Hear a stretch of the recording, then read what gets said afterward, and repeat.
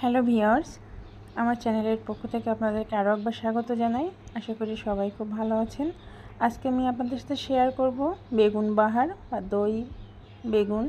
তো এখানে আমি 3টা বেগুন মাঝখান থেকে কেটে নিয়েছি এবং বোটা সহ কেটে রেখেছি।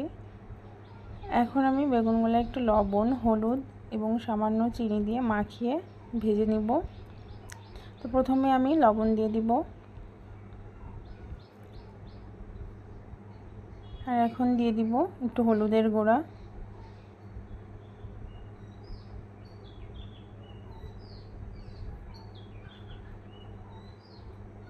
আর এবারে দিয়ে দিব সামান্য একটু চিনি। আসলে চিনি দিয়ে বেগুনটা ভেজে নিলে বেগুন একেবারে নরম হয়ে মিশে যায় না, একটু শক্ত থাকে, এই জন্য চিনিটা দিয়ে দিচ্ছি। দিয়ে লবণ, হলুদ এবং চিনিটা আমি হাতের সাহায্যে খুব ভালোভাবে বেগুনের গায়ে মাখিয়ে নিব। তো দেখেন বেগুনগুলোয় কিন্তু আমি খুব ভালোভাবে হলুদ, লবণ এবং চিনি মাখিয়ে নিয়েছি। এখন এগুলা একটু ভেজে নিতে হবে। তো গ্যাস ওভেনে আমি একটা ফ্রাই প্যান বসিয়ে দিয়েছি। এখন আমি এর ভিতর দিয়ে দিব পরিমাণ মতো সরিষার তেল।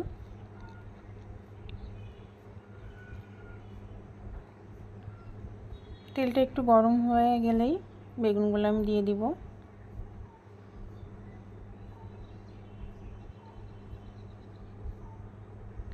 তেলটা একটু গরম হয়ে গিয়েছে, এখন আমি এর ভিতরে বেগুন দিয়ে দিচ্ছি। একটু গ্যাসের ফ্লেমটা হাই রেখে বেগুনগুলো ভেজে নিতে হবে, তা না হলে বেগুনগুলো একেবারে নরম হয়ে যাবে। তো সবগুলো বেগুন একবারে ফ্রাই প্যানে ধরবে না, তো আমি প্রথমে 4টা ভেজে পরে আরও 2টা ভেজে নিব। তো বেগুনের একটা সাইড ভাজা হয়ে গিয়েছে, এখন আমি বেগুনগুলো উল্টিয়ে দিচ্ছি।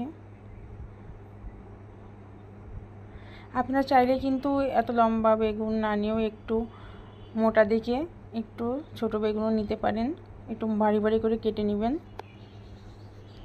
তোমার বেগুনগুলো দেখেন ভাজা কমপ্লিট হয়ে গিয়েছে, আমি বেগুনগুলো সব উঠিয়ে নিচ্ছি।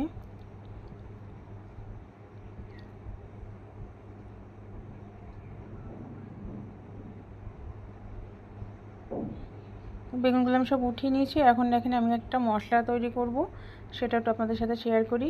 এখানে আমি নিয়ে নিয়েছি 1 টেবিল চামচ পোস্ত, 1 টেবিল চামচ কালো সরিষা, আপনারা চাইলে সাদা সরিষাটাও ব্যবহার করতে পারেন।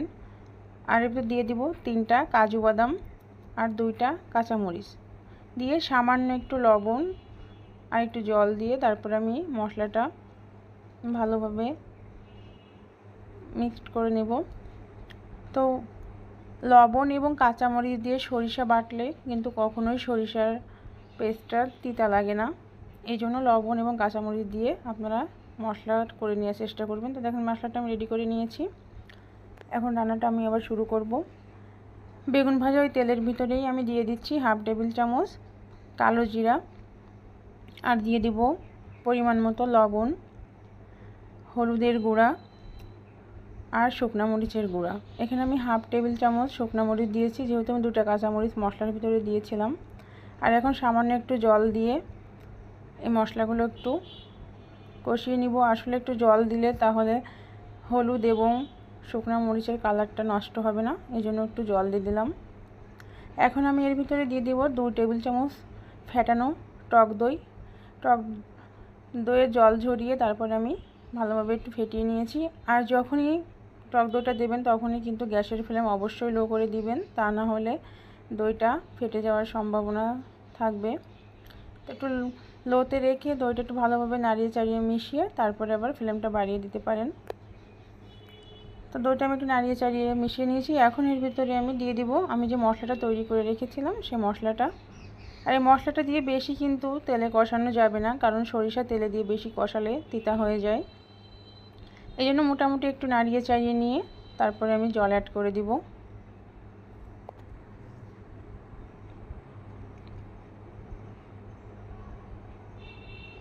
তো মশলাটা কিন্তু আমি একটু নাড়িয়ে চাড়িয়ে মিশিয়ে নিয়েছি। এখন আমি এর ভিতরে পরিমাণ মতো জল দিয়ে দিচ্ছি। জলটা দিয়ে মশলাটা আরেকটু ভালোভাবে মিশিয়ে একটু ওয়েট করতে হবে, এটা খুব ভালোভাবে ফুটে ওঠার জন্য। যখন ঝোলটা ফুটে বেশ একটু ঘন হয়ে আসবে তখন কিন্তু এর ভিতরে আমি চিনি এবং পরবর্তীতে বেগুনগুলো দিয়ে দিব। দেখেন ঝোলটা খুব ভালোভাবে কিন্তু ফুটে উঠেছে।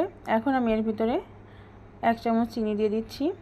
তাহলে টক দইয়ের যে টকটা ওটা অনেকটাই অ্যাডজাস্ট হয়ে যাবে, আর এই চিনিটা বেগুনকে একটু শক্ত করতেও সাহায্য করবে। তো এখন আমি এর ভিতরে বেগুনগুলো দিয়ে দিচ্ছি।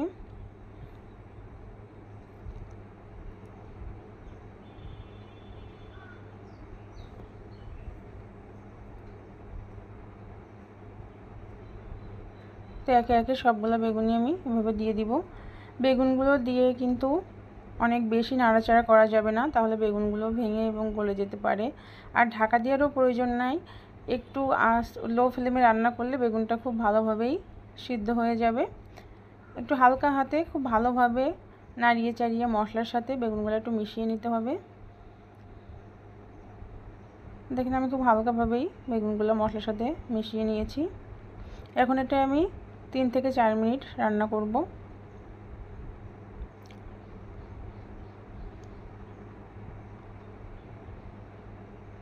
দেখেন 4 মিনিট পর গ্রেভিটা ঘন হয়ে গিয়েছে এবং তেলটাও ছেড়ে দিয়েছে, বেগুনগুলো খুব ভালোভাবে সিদ্ধ হয়ে গিয়েছে। এখন আমি এটা সার্ভ করে দিব। তো এইভাবে কিন্তু আসলে বেগুন রান্না করলে অনেক মজা হয়, অনেক টেস্টি হয়। তো আপনারা যারা কখনো এভাবে ট্রাই করেননি তারা কিন্তু একবার ট্রাই করে দেখতেই পারেন। আমি আশা করি আপনাদের অনেক ভালো লাগবে। তো আজকের রেসিপি কেমন হলো অবশ্যই কমেন্টস করে জানাবেন, আর ভালো লাগলে লাইক করতে ভুলবেন না। আর যারা এখন আমার চ্যানেলটা সাবস্ক্রাইব করেনি তারা একটু প্লিজ সাবস্ক্রাইব করে আমার পাশে থাকবেন।